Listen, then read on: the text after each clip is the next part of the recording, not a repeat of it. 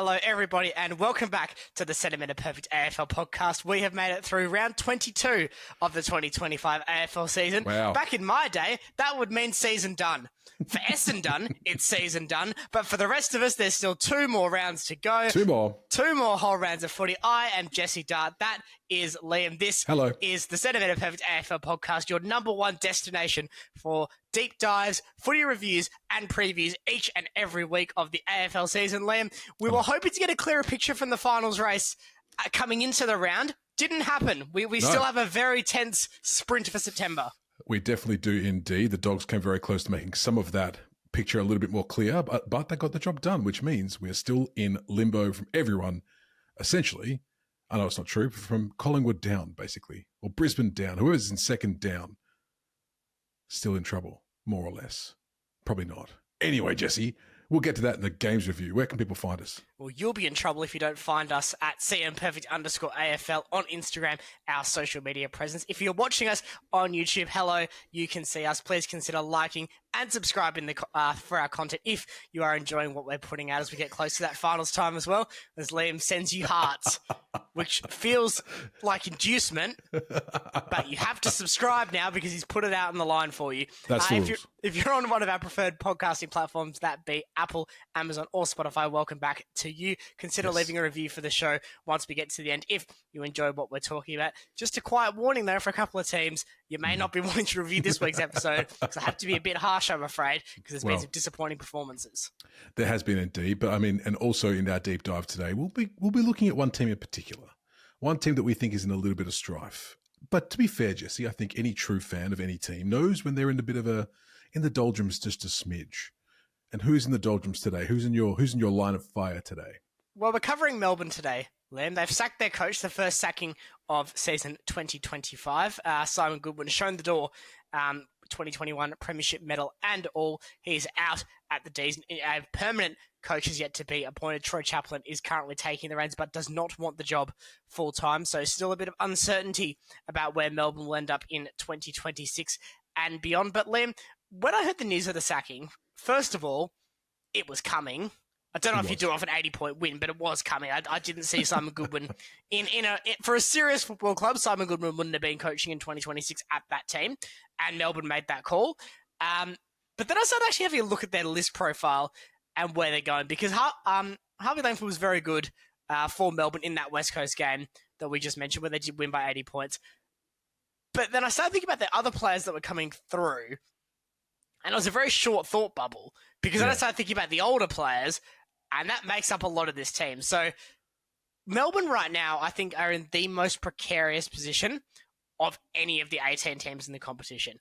Okay. I think if there's any team with a bigger likelihood of being bad for the next 5 years, it is Melbourne, unless they make some serious changes. Now, we alluded to this in one of our earlier deep dives, Liam, in the season, when we talked about the salary cap and the enterprise agreement and the bargain that's been done by the AFL Players Association that prohibits teams from force trading players. So players must consent if they're going to be traded. And we specifically use Melbourne as an example because of their contract situation. I believe that was done before Cozzy Pickett had been re-signed, or it was certainly in that time period. Yeah. Oh. That's a good deal. No issue with the Cozzy Pickett deal, but we need to talk about some of these players, Liam, because they're quite old, this Melbourne side, and they're not very good at the moment, which is a really bad combination for short-term turnarounds. It is. And when you see some of the more exciting teams in the competition at the moment, they are filled to the brim with the younger talent. And it's a fine balance, right? The game's getting a bit faster. The older guard are obviously, being left in the dust a little bit, but it's that fine balance. And if you have yourself too top heavy with the older stars, then you're not leaving yourself much room, especially when it comes to the contracts, which I'm sure you'll talk about later on, I'm sure. But the wins, Jesse, how are they tracking with those? Have gone downhill pretty consistently since their premiership win. They have, and I've deliberately framed this in the context of 2022 and beyond. So, yes, Melbourne won the premiership in 2021, but that premiership was pre-stand. And I don't think we can make an equivalence between those two. I think that we are playing a fundamentally different sport between then and now. And I talk about that a lot in the coaching context, is that you cannot compare coaches pre-stand to post-stand unless they've had success in both eras. And success is premierships. It's not grand finals, not preliminary finals, it's premierships. Yep. So Goodwin gets the last of the pre-stand premierships. Happy days for Melbourne. They've been waiting a very long time, one of the longest droughts in AF. I think it was 57 years at that point. The Norman Smith curse was lifted. Goodwin held up the cup aloft in Perth. Things look promising for Melbourne. They started that all guns blazing in 2022. Went on a massive winning streak. Lost to the Dockers at the G about halfway through the season in a bit of a surprise result there, but it didn't really slow them down. They won 16 games that season, so a top 4 berth once again. But then the straight sets happened. Yeah. And all of a sudden, a team that was consensus premiership favourites for most of that 2022 season, and they were, let's not revise history here, aren't even getting to week 3 of the finals. Yeah. That's not great. 2023 rolls around. Melbourne still have a phenomenal list at this point in time. They have lost Luke Jackson. He's left at this point to Fremantle, which is a big shift. Jackson, obviously a rising star, a key part of that 2021 premiership side for the Demons at such a young age. Walks, goes to Fremantle. Just that first alum. I think Toby Bedford also left at this point too. He was there in 22. I don't think he was there in 2023. So a couple of these younger players, both a potential superstar and also a pretty handy developing player out the door. Doesn't slow down the Demons, though. They win 16 games. Guys like Trent Rivers, Jake Bowie continue to develop really well. Charlie Spargo hits the scoreboard a bit. Alex Neil-Bullen starts to show some of the qualities that would see him get a big deal at the Crows down the line as well. Mm-hmm. But then we get to finals, Liam. 16 wins, Jesse? top 4. We're going to rewind the tape and do it again. We go straight out in straight sets. Yeah. Oh, dear. God, that's going to be frustrating as a fan as well. My God. Hugely. Yeah. 2024. Now, this is where I think things really go wrong. Because keep in mind, there had been persistent murmuring issues at Melbourne for a while in terms of club culture. Clayton Oliver had a rough 2023 off-season. The Joel Smith drug charge was hanging over the club in 2024. And then the mishandling, or alleged mishandling, we have to clear that with the lawyers before we put this to air, the alleged mishandling of Christian Petrarca's injury in the King's birthday clash against Collingwood really did derail the season for Melbourne at that point in time. So 11-win season, missed the finals for the first time in a few years, and all of a sudden, things are starting to look a bit troublesome for the D's because their list profile is either just out of or just in their prime. Yep. And they're not playing finals in 2024. So we get to 2025, big win in the draft, and we'll talk about their draft win later on in this piece, so it's not all bad news for Melbourne. But they're coming in, they've drafted well. We think they've drafted well. They've got key players back. Oliver's does miss the start of the season, but he is back fundamentally. Petrarca's back. That's a big win for them. And they're just terrible. They start terribly. Yeah. They beat Fremantle. That's a promising sign. They start to look okay. They're competitive. Then they're terrible again. Then Gordon and May try and kill each other. King's birthday, when they lose, then they're back to being really terrible. And now they're just pottering along, being okay. But they're highly unlikely to win more than the 7 games they've currently got under their belt, given they've still got to play the Pies and the Hawks, who have their own respective battles to fight at the moment. That's going to be a bottom 6 finish. They're already 13th, which is the top of that bottom 6. I don't see them winning either of those games. So you're talking a maximum of 13th place. Coach is gone. Players are getting older. This is an alarm bell for Melbourne. This would have to be, I think, second to Sydney in terms of biggest disappointments in 2025.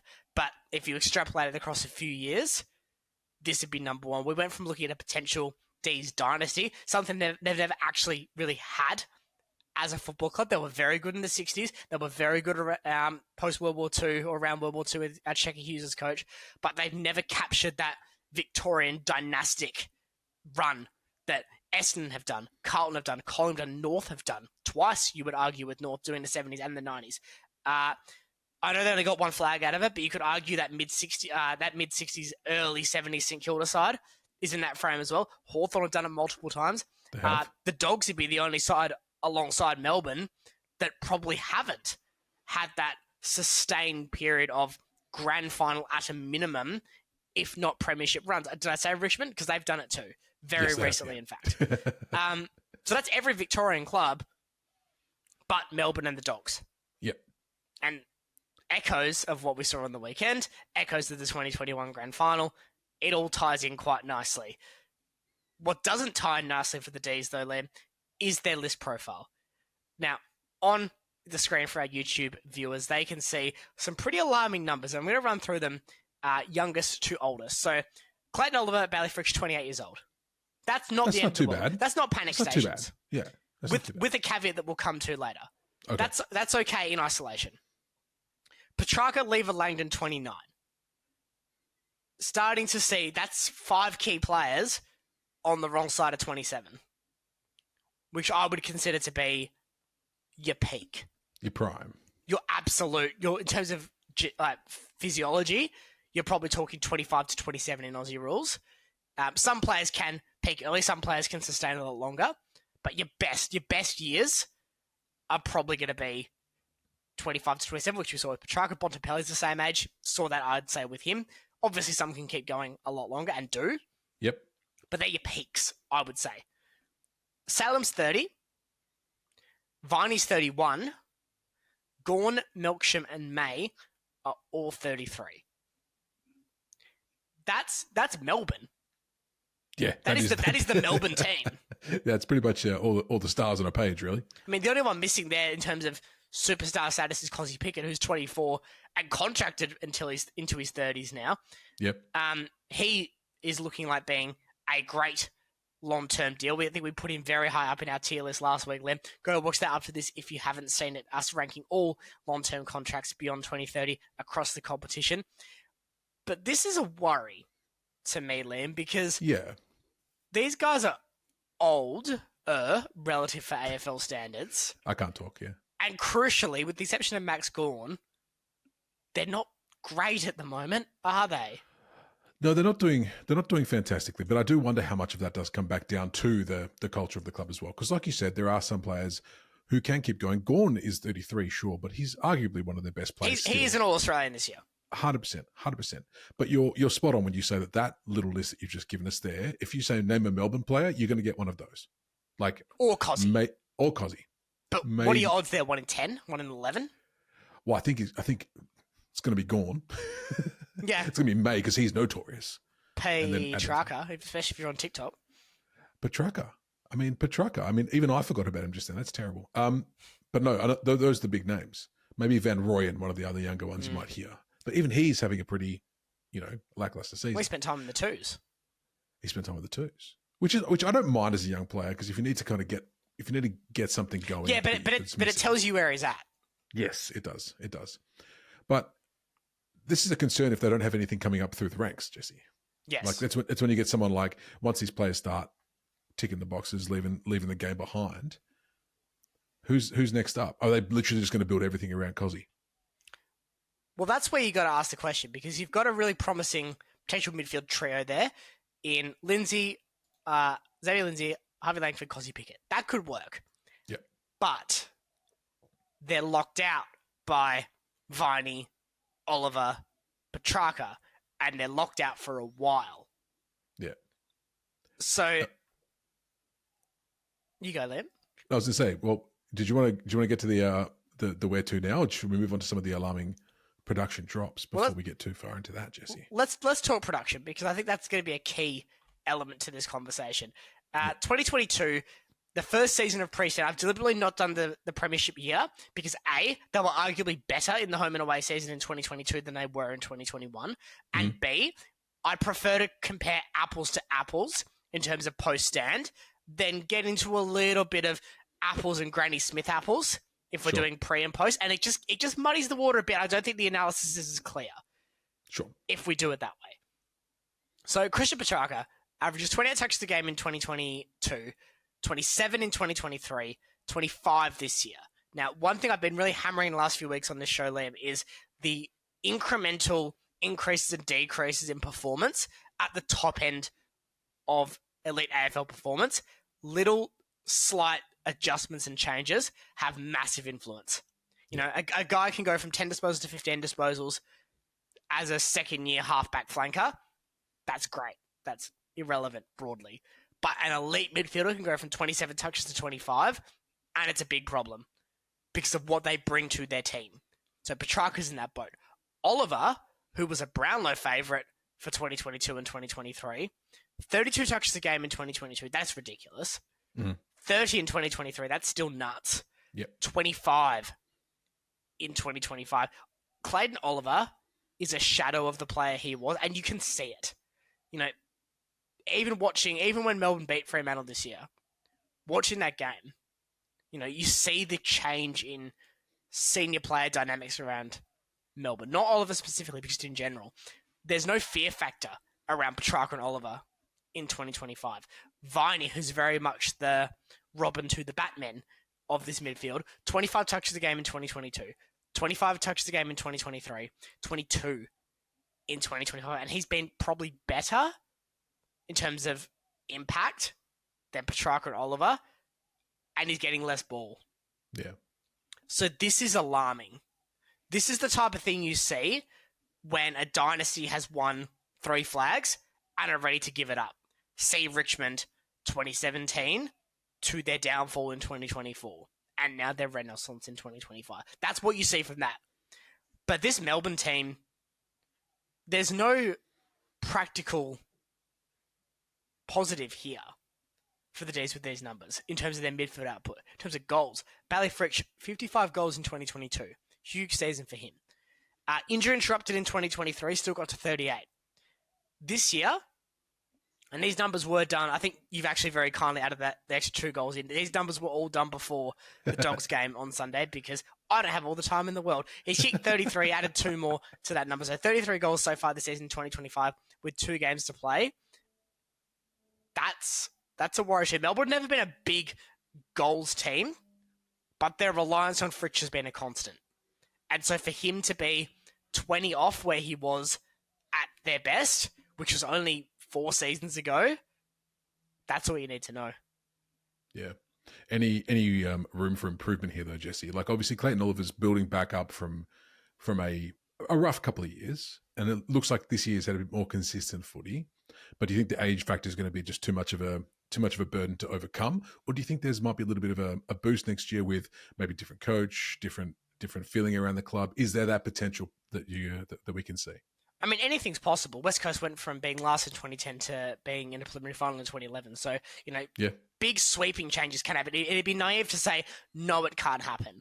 But my concern is this, Liam. Clayton Oliver has tried to get out of the football club the last 2 seasons in the off-season. So he's tried to get out at the end of 23, tried to get out at the end of 24. Hasn't happened. He's still there. Petrarca wanted out at the end of last season.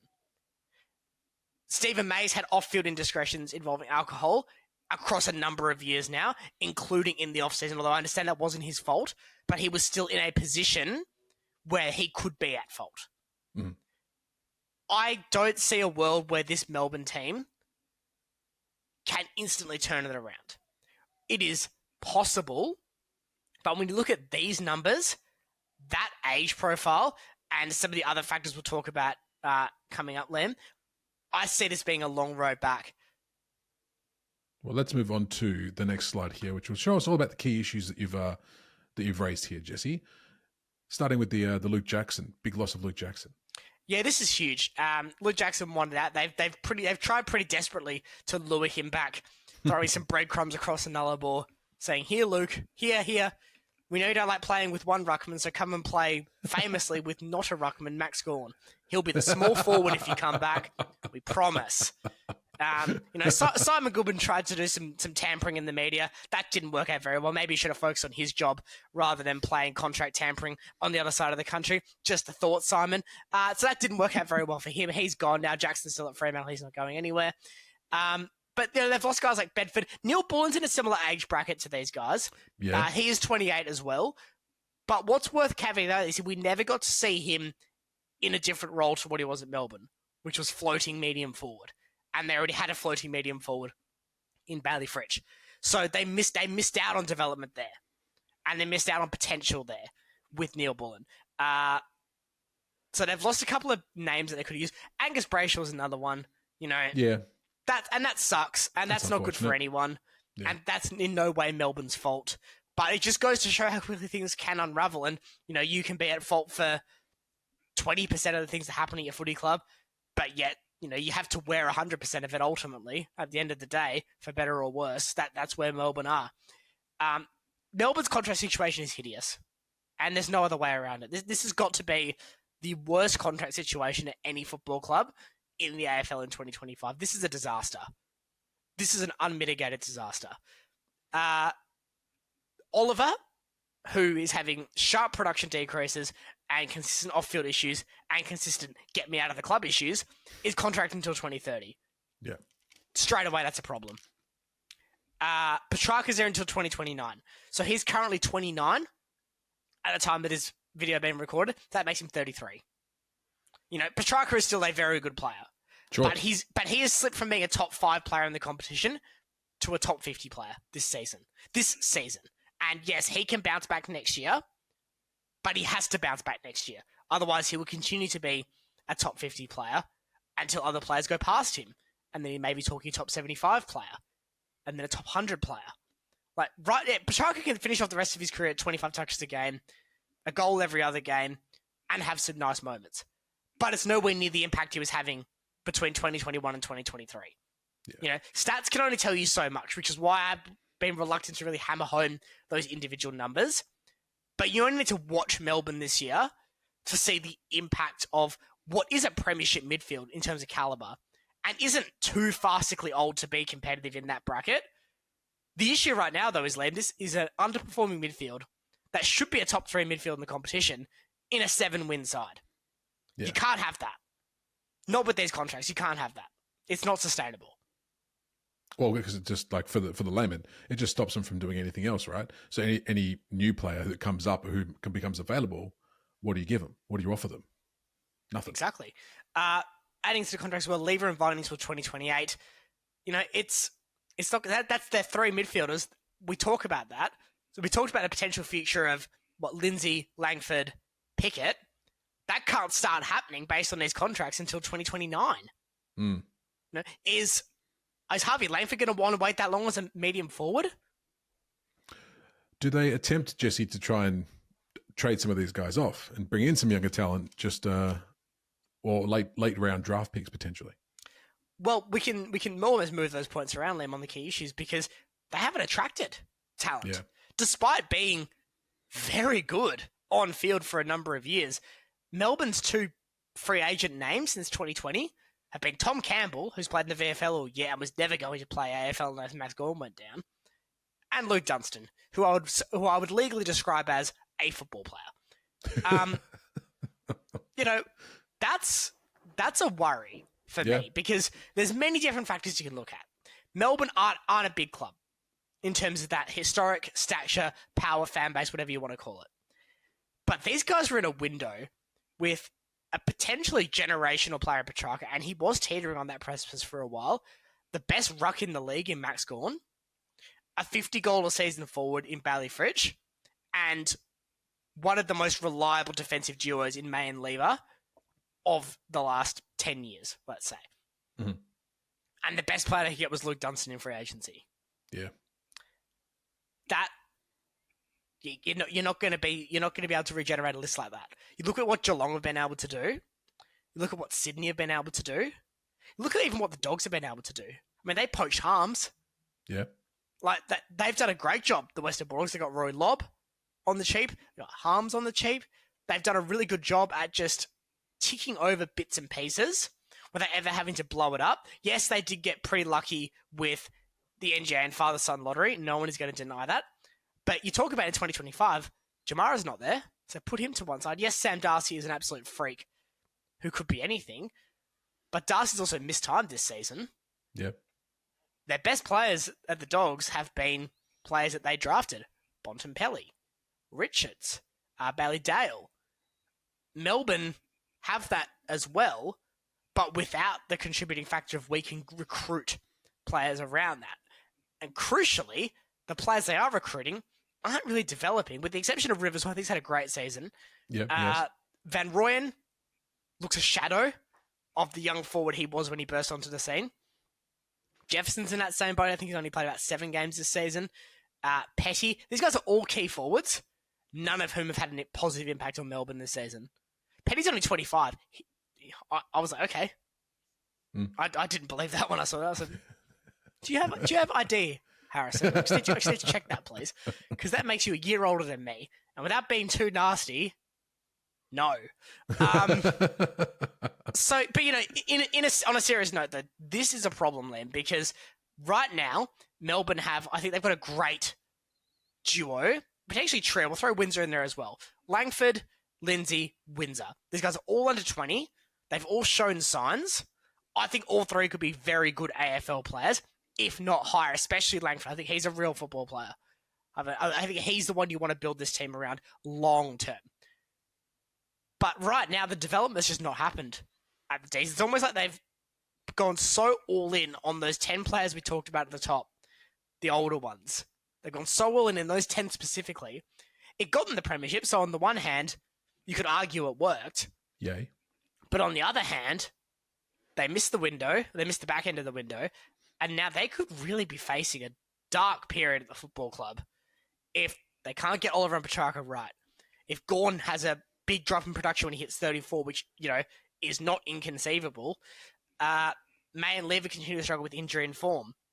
Fritsch continues to be a 30-goal or 35-goal a season forward instead of a 50-goal a season forward. Van Rooyen doesn't kick on. You're talking a bottom three side there. Yeah. It's danger signs, Jesse, but is it where to, though? Is that just literally where it's going for the D's the next few seasons? I mean, what can they do to change it?